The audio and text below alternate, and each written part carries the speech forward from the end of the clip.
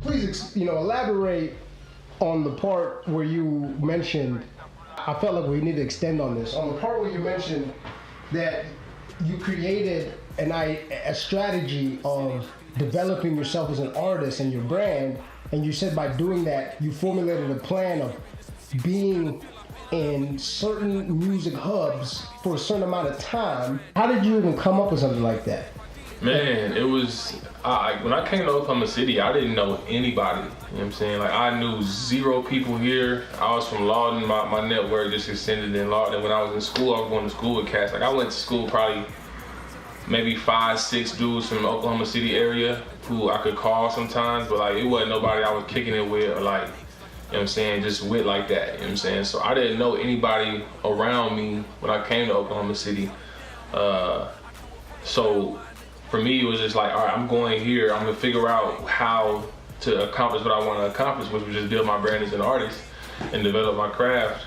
And I wanted to take that and say, because I didn't want to stay in one spot. I know I didn't want to just stay in Oklahoma. I wanted to go to other places and build.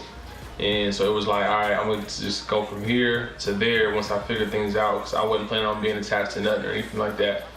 So it was just like, I might as well, while I'm young, like, let me take, well, I got nothing to lose, as many risks, as many chances, and do as much as I can, try as much as I can, fail as much as I can, so I can use that going forward, you know what I'm saying, that experience and those lessons. Because like when I came out of college, like I had maxed out 2 credit cards, you know what I'm saying, to start my businesses, because it was like, I want to, and this was before I learned more about financial literacy, wealth building, you know what I'm saying, the principles, things like that. This was based on sheer faith, where it was like, I know what I'm doing as far as the hole I'm getting myself into, but while I'm young, I don't have anybody to take care of, you know what I'm saying, nothing really to lose, exactly, let me roll these dice and let me see what I can do and learn and just do it as big as I can and try. And that's how we built businesses we had as far as the clothing line, and with that, it was great. We did a lot for it, we learned a lot from it.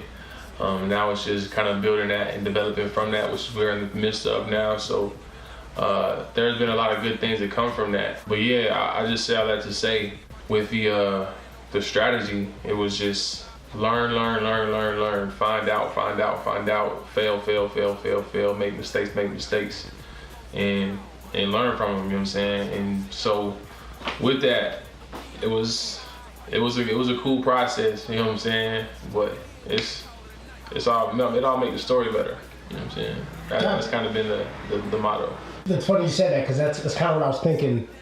You were saying learn, make mistakes, fail. And I'm like, that's a lot of stories, a lot of songs. Word. Hell yeah. So it's a lot of experiences. For sure. Yeah. It's all inspirational. It's like the lows, the highs. Because it's like, when you got the highs, it's like you remember what it felt like, you know what I'm saying, to not have that, you know what I'm saying? So, and then the lows is like, we know what we're working towards, you know what I'm saying? So it balances itself out.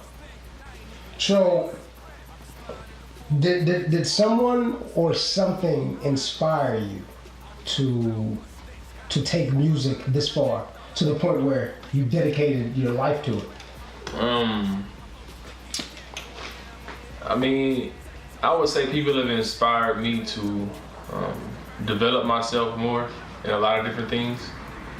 But I mean, ultimately, them doing that led to me finding more of myself, and finding more of myself has led me to be committed to what I'm committed to now, you know what I'm saying? So I guess essentially I can say that, but I mean, I never looked at anybody and was like, yo, they make me want to do this, you know what I'm saying?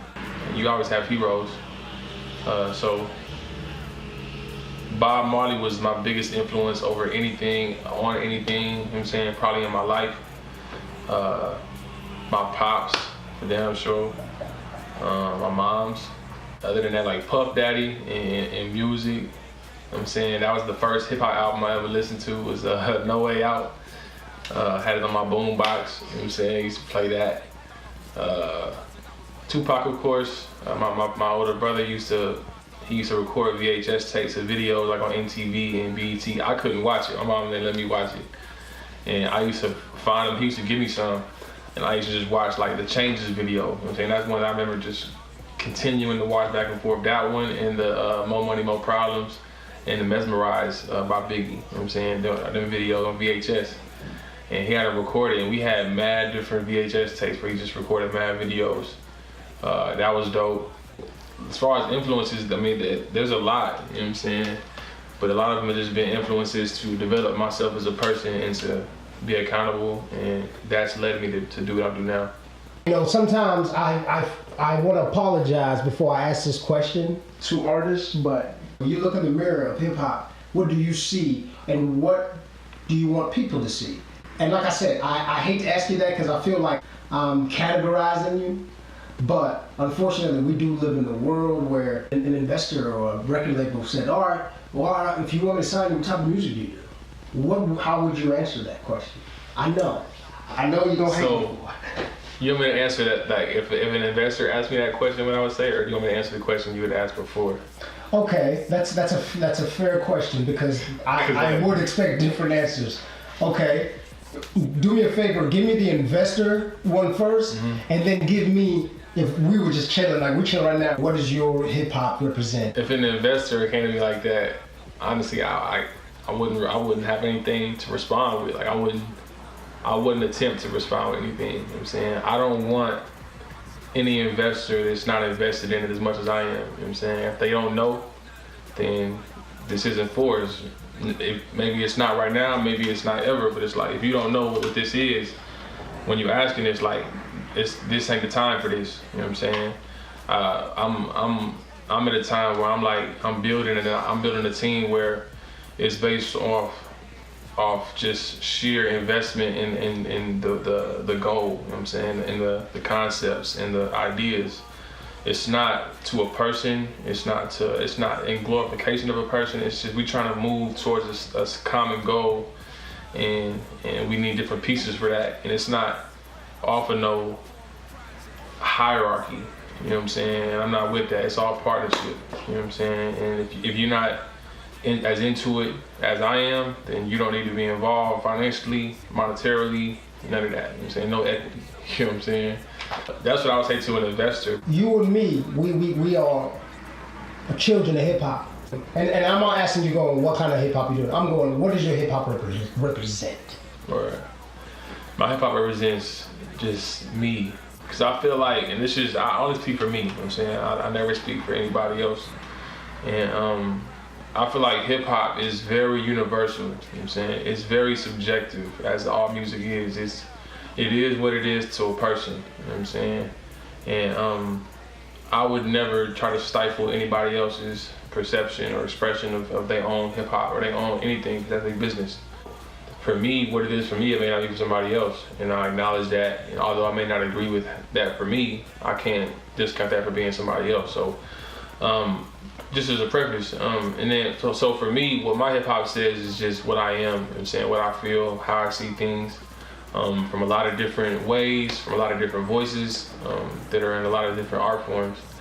And like, that's one thing I don't necessarily can't say like hip hop for me, because I don't take ownership for a lot of what I do creatively, especially when it's done by inspiration, you know what I'm saying?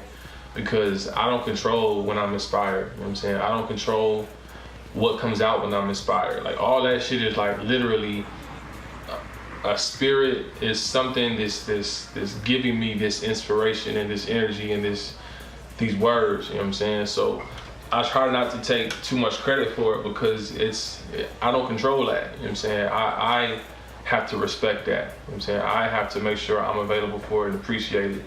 So I think that's important for me to acknowledge, just because I'm aware that it's bigger than me, you know what I'm saying? And what it is for me isn't what it is for somebody else. So it's hella personal, you know what I'm saying? And it's become hella spiritual and therapeutic, and it's something that I use for sure, and it's valuable for me, and it plays a huge role in me and my development as a person, you know what I'm saying? Like, that's how I became so self-aware.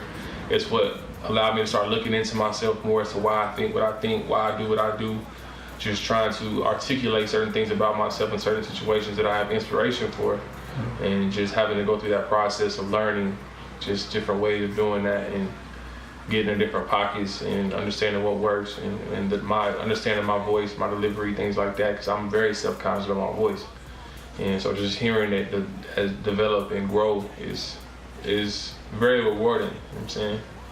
And me as a former basketball player, like I like being able to practice somewhere where I'm alone, you know what I'm saying? Just off, when I'm putting up shots, I don't got headphones in, just like trying to write stuff.